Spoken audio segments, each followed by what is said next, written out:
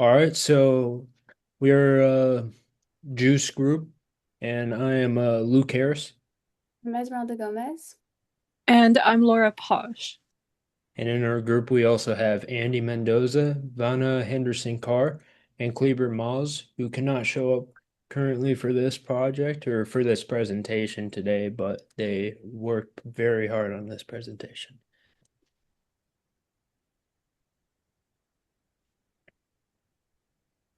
Hey, Laura, you want to do this one? Yeah. So my part is on chapter one, which is the Europa Clipper and Juice, and that included mission science objectives and the challenges within Jupiter.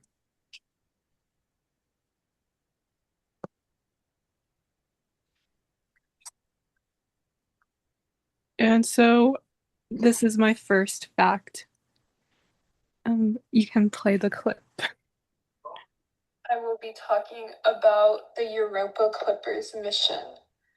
And the Europa Clipper is an orbiter developed by NASA. It was launched on October 14, 2024 at NASA's Kennedy Space Center. So then this next section is on the Jupiter moon Europa. The Europa Clipper will be exploring the Jupiter system, and its main focus will be on the Jupiter moon Europa. It'll be investigating for potential life found here, and scientists are focused on Europa as they have deduced there is a saltwater ocean and that's possibly located beneath its icy shell. They're surveying Europa for chemical elements located in the water. And this part is on the specifics of Europa Clipper's mission. During its exploration, the Europa Clipper will be traveling in an equatorial orbit that follows the equatorial plane. It'll be surveying the entirety of Europa with around 50 flybys, and it'll touch as low as 16 miles from the surface. It'll be orbiting amongst a magnetic field of charged particles that follow Jupiter's rotation. And Jupiter has a particle radiation field that is about 20,000 times larger than Earth's Van Allen belts. This will increase the understanding of the Jupiter environment and the partial radiation of Europa, and it'll help us find ways to improve future spacecraft design and future mission. And then this part is on the Juice Explorer. We'll be looking at the Jupiter environment as a whole, and it'll be following a path including elliptical phases and circular orbits. Jupiter has a temperature around negative 150 Celsius, and during eclipses, it becomes even colder at negative 230 Celsius. This extreme temperature and radiation leads to degradation and formation of ice coverings. Jupiter also has a natural low light environment, and it is about 25 times lower than that of Earth because of the distance from the sun. Then here is Juice and its exploration in Ganymede. Juice will be looking at the Galilean moons as well as the smaller moons of Jupiter. The exploration will result in comparative data between each moon, allowing us to determine life components within environments of different compositions. Juice will be looking for life-friendly environments as its main goal. Its main focus is on the Jupiter moon Ganymede.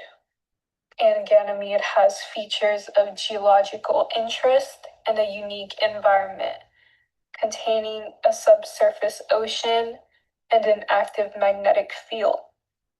This magnetic field is of interest because it is only seen in planetary bodies of Mercury and Earth. And Ganymede has a pair of auroral belts that sit at mid-latitudes. This spacecraft will be probing the interior where this magnetic field is generated. The exploration of these crafts will set a precedent for future outer solar system exploration.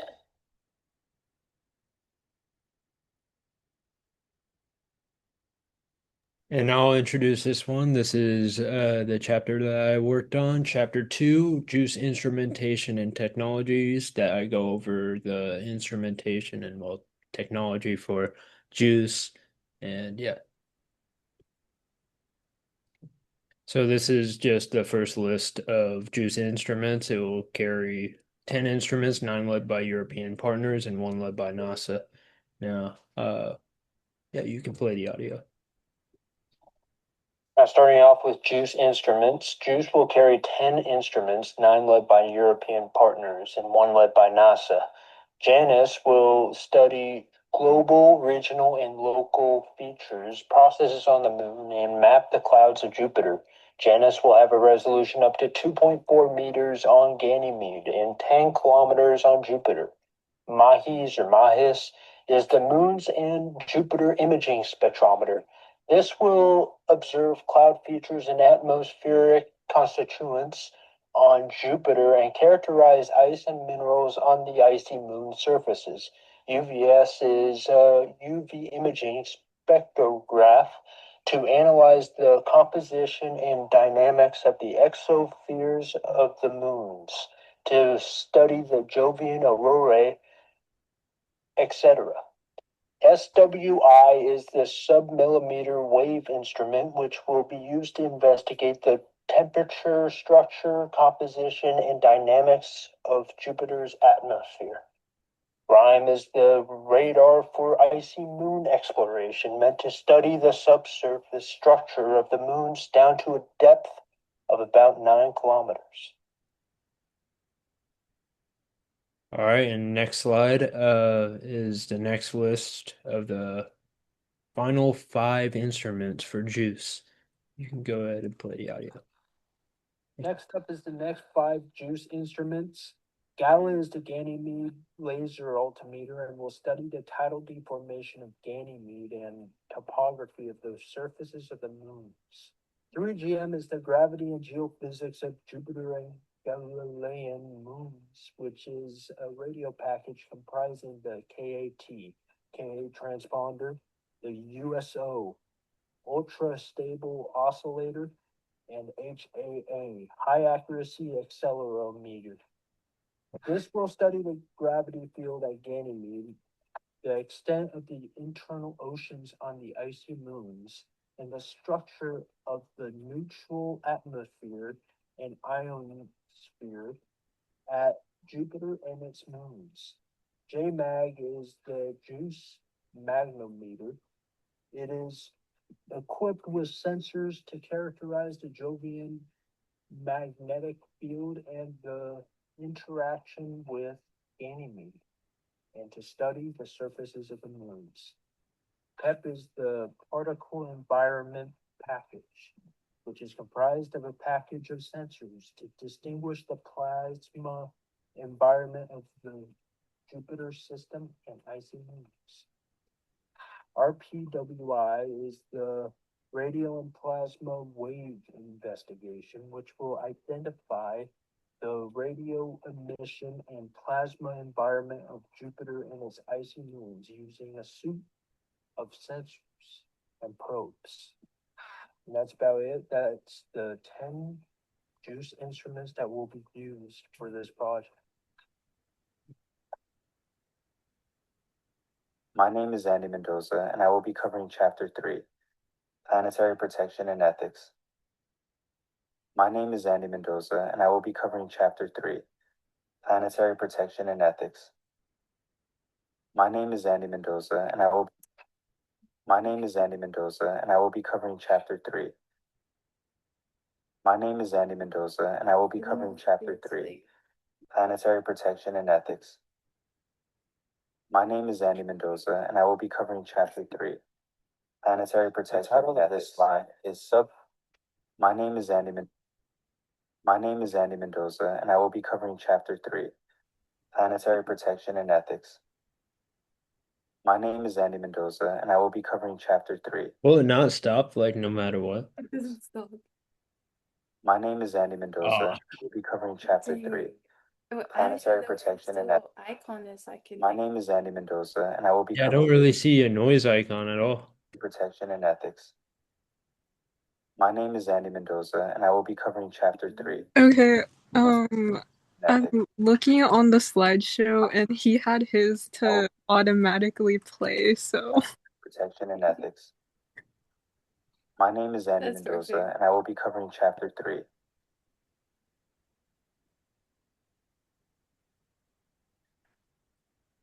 okay.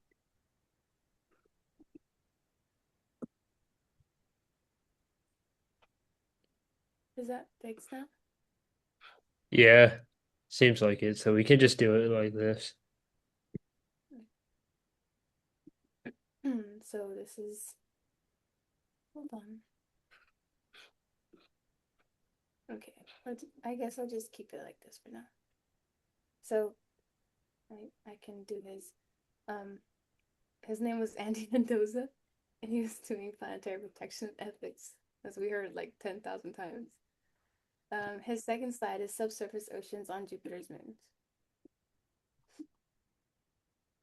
The title of this slide is Subsurface Oceans on Jupiter's Moons. My section focuses on planetary protection and ethics in the JUICE mission. One reason planetary protection is important is because scientists believe moons like Europa and Ganymede may have subsurface ocean beneath their icy surfaces. Since liquid water is one of the key requirements for life, these moons are considered potentially habitable environments. Scientists are especially interested in Europa because evidence suggests there may be a large ocean underneath this thick layer of ice. The JUICE mission will study these moons more closely to learn about their internal structures, also to learn about the environments, and whether they could also even support life. Because of this, scientists have to be careful not to contaminate these environments during exploration, since contamination could affect future discoveries. This next slide is preventing contamination during exploration. Now, the title of this next slide is Preventing Contamination During Exploration, which kind of bounces back on what I was saying on the previous slide. So another important part of planetary protection is preventing contamination from Earth microbes. Even small microorganisms could interfere with future discoveries and permanently change these environments before scientists even fully understand them themselves. Due to this, missions like JUICE follow strict contamination prevention protocols. Spacecrafts are assembled in clean room environments, sterilized and carefully tested before launch to reduce contamination risk. Scientists also carefully plan the spacecraft's trajectory to avoid accidental crashes on moons and may contain subsurface oceans. My chapter also discusses the ethical concerns of exploration, especially how scientists must balance scientific discovery with protecting environments that may potentially contain life.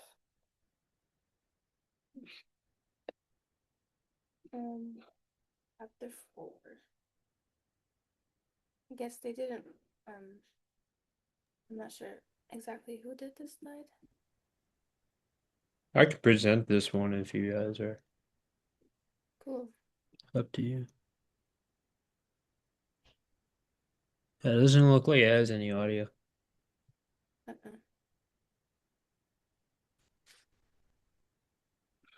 I could do this first slide. So Oh.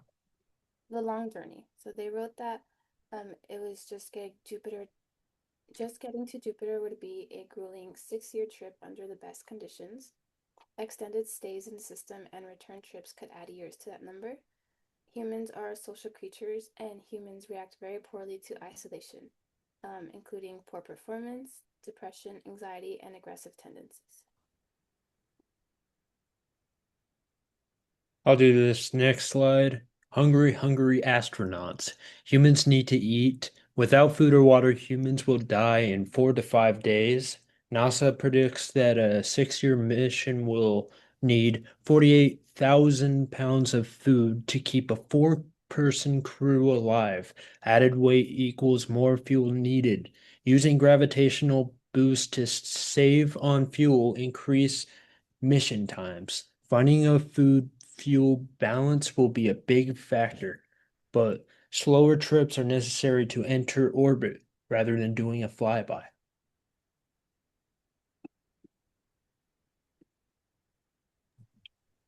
So then this is how manned missions are different and conserving energy. Past missions were unmanned and were able to conserve power on long missions. ESA solar-powered Rosetta mission went into almost total hibernation for 31 months. Machines aren't people.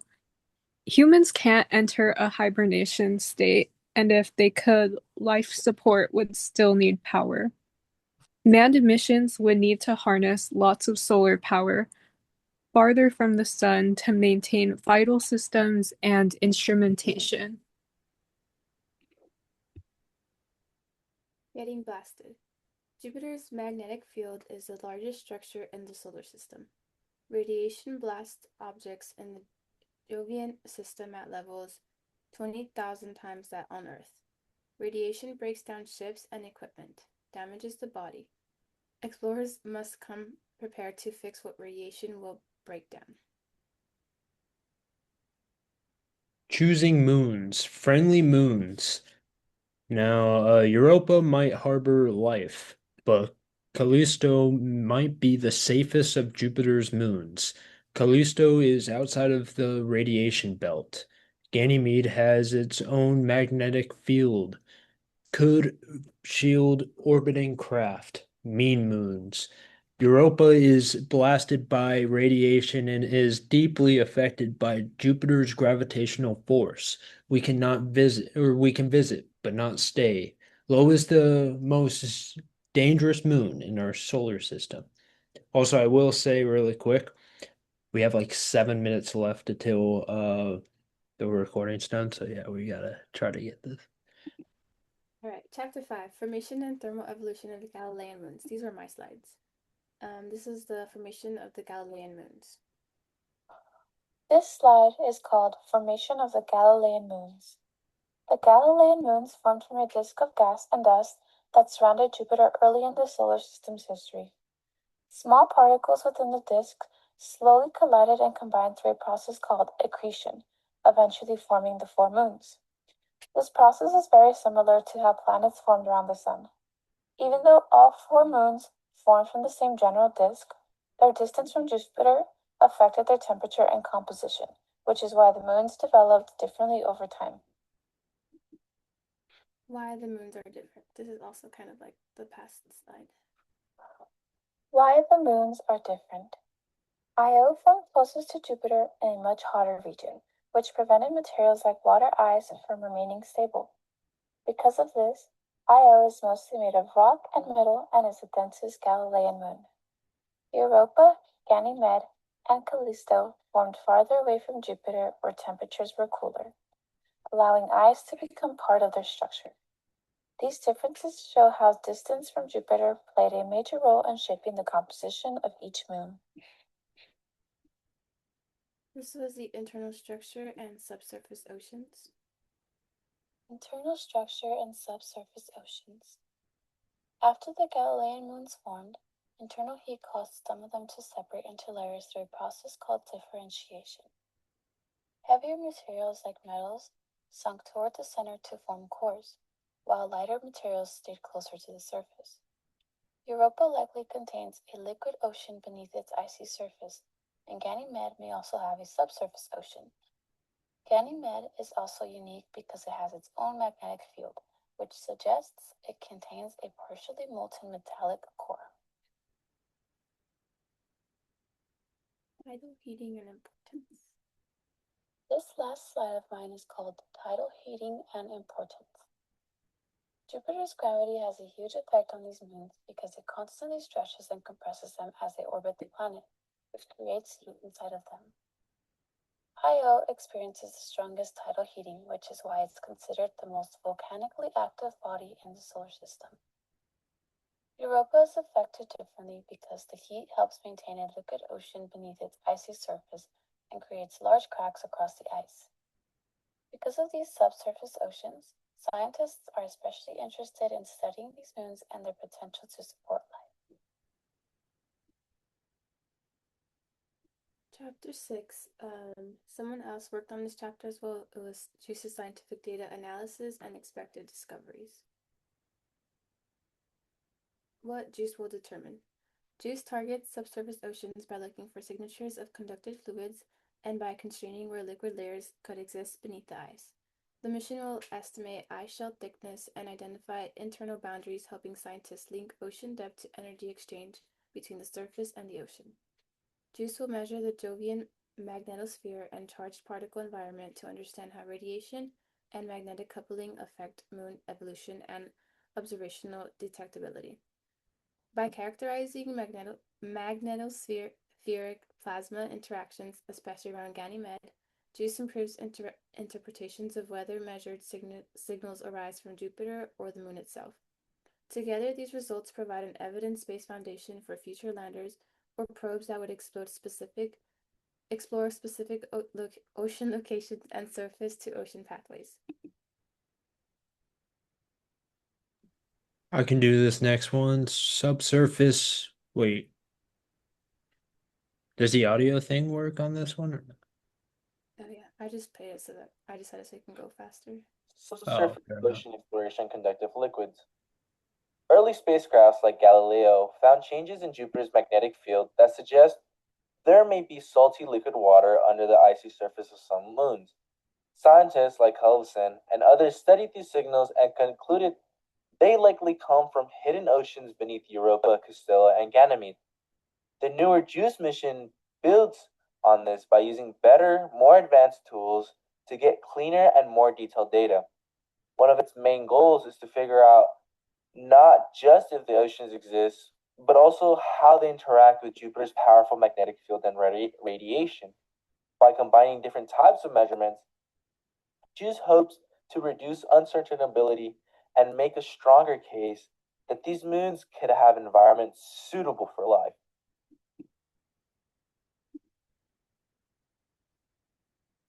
The RIME radar, measuring ice thickness and internal layers. RIME is a radar instrument that sends radio waves into the ice and studies the signals that bounce back. This helps scientists see layers inside the ice and their boundaries and where the boundaries might be. It should be able to measure how thick the ice is, down to a few kilometers, and even spot cracks or places where ice meets liquid water.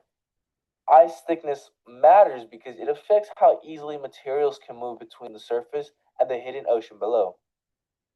Right now, scientists think Europa's ice is about 15 to 25 kilometers thick, while Ganymede's ice could be much thicker, up to around 100 kilometers in some areas. These differences are important because thinner ice makes it easier for chemicals and energy to move between the surface and the ocean, which could make life even more possible in these moons. All right, we have like less than a minute, so I'm gonna try to get this done. Uh, Magnetosphere and plasma studies, why the environment matters. Jupiter hosts the largest magnetosphere in the solar system, extending millions of kilometers and producing intense radiation and charged particle flux.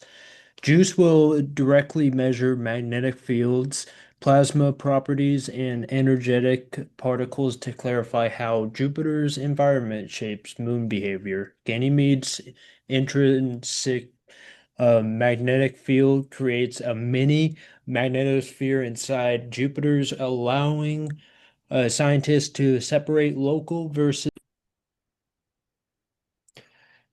All right, so JUICE will also study ultraviolet auroras on Jupiter and Ganymede to track where energy and matter are transferred in the coupled magnetosphere atmosphere system.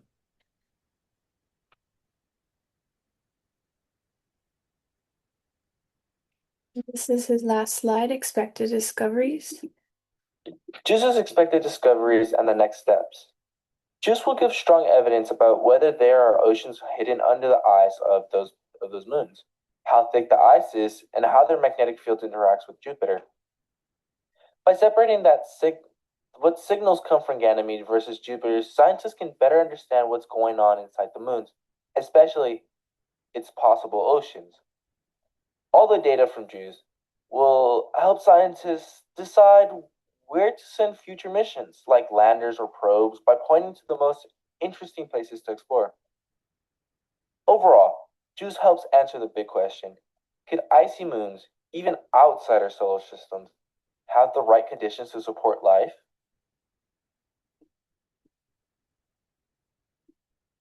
And that was all for our JUICE group presentation. Yep, and once again, I'm Luke Harris. I'm Esmeralda Gomez. And I'm Laura Posh. And that's all for our presentation. Thank you for watching.